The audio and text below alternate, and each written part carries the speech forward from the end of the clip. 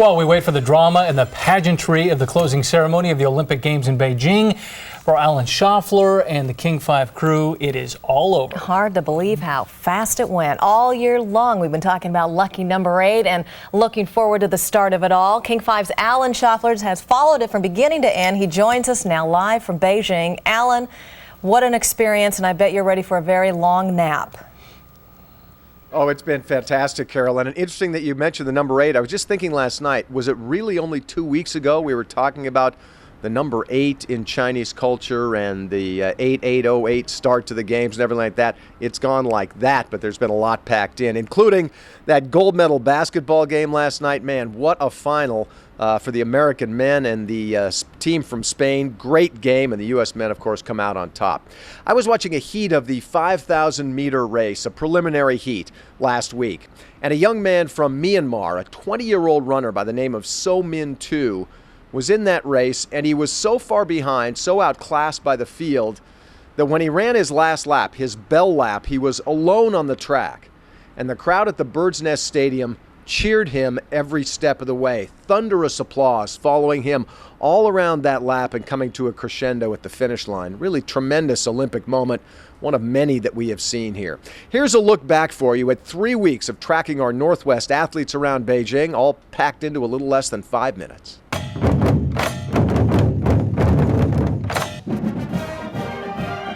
The Beijing Olympic Orchestra, students from around the globe, brings the One World, One Dream theme to the heart of Beijing. In the quiet run-up to the competition, I get a chance to run down the tunnel and out onto the floor of the fabulous Bird's Nest Stadium, where workers are busy getting ready for a show.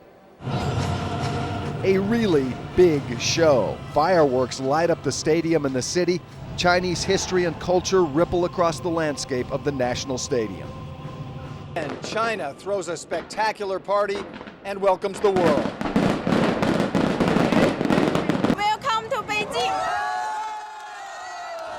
The Olympic green comes to life with lights and fountains and people, and away we go. Northwest swimmers have big nights at the Water Cube. Nathan Adrian and Emily Silver, gold and silver. Margaret Holzer, silver and bronze. Megan Jendrick, silver. All overshadowed, of course, by Aquaman, Michael Phelps. This is a chance to make history, and I think if there's anybody who can do it, it's going to be him. I don't know if he's going to catch him.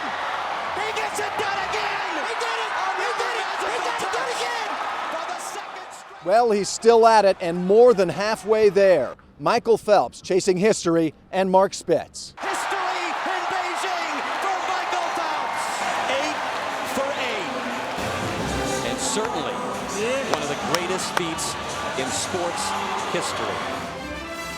But disappointment is also a daily staple at the games. Amy Tryon thrown from her horse. Diana Pickler injured in her first event.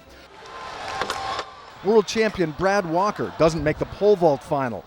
Does not medal in Beijing. Bernard Lagat shut out in 2 races. Jenny Reed will go down. Jenny Reed catches a cold and never catches fire on the cycling track. Travis Stevens looking to the future now in Olympic judo. I know I'm going to medal come 2012. So you're already pointing for London? I already am. Ready to slap that discus into outer space. We saw great performances but no medals from Aretha Thurman and weightlifter Melanie Roach. Team Synchro with Jillian Penner and Brooke Abel finishes 5th. It's Bird versus Jackson of the Seattle Storm again in the basketball final, and again it's Bird gold, Jackson silver. And it's going to be the Americans with gold. Rowers Mary Whipple, Anna Cummins and company become 1 on the water and on the dock, winning the big boat race. Cummins, how was it? It was awesome. We rode our boat called the Hunter, and we hunted everybody all the way down. Yeah. And that boat's going to UW and gonna light up the world. Brian Volpenheim rose to bronze and then gets cooking with Meredith Vieira. Might be a little hot. That's fitting since you are. All right.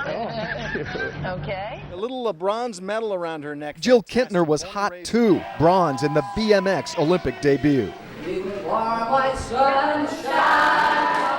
We had great moments along the Olympic trail. This was one of the best. Watching the coach sing to her players as Hope Solo, Stephanie Cox, and their teammates celebrate soccer gold against Brazil.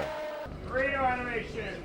hanging out on the Today Show set. The people have been really friendly and really excited. So, I mean, it's been a great experience. Hiking the Great Wall on the wettest day in memory. Lovely. Meeting and interviewing some of the biggest and the smallest and the oldest stars of the games. Meeting some little friends who had nothing to do with the Olympics and everything to do with life. Watching the education of Haley Nimmer. So many people. I just can't believe it's nothing like Marysville or Everett or even Seattle. I love it. And we gave out hats. Hats to rowers. How's the angle from up there? Hats to swimmers. Hats for snapshots from King 5 viewers around China. Hats for well-known sports heads and talking heads. We brought you the commemorative Beijing King 5 Bureau lid. This will go with my jacket that I have from King 5 with a helicopter on the back after my kayaking expedition just off the coast. So I'm a King 5 guy through and through. And we're through too. The King 5 Beijing Bureau is closed. We'll see you in Vancouver and in London.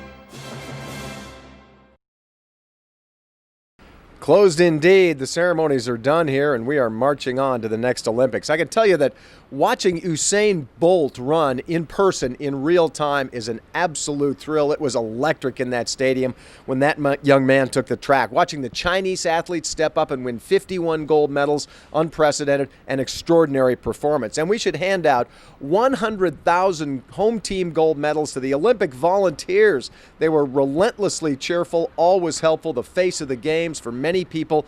It doesn't run without them, and it ran flawlessly. Also, kudos to photographer Ken Jones, who labored long and hard and earned himself an editing gold medal on that look-back piece right there. Well, the party isn't quite over yet for you folks back home, of course. They're going to pop the corks and light the fuse on the closing ceremonies here for you back in the States, and I can promise you it's a spectacular show, as you might expect. A couple of fireworks involved. Live in Beijing, I'm Alan Schaffler, King 5 News. And I'm glad to see you off your feet. You have earned at least that after all the work that you've put in. There's so many great moments from these Olympics. Is there a single one in your own personal experience there in Beijing that stands out?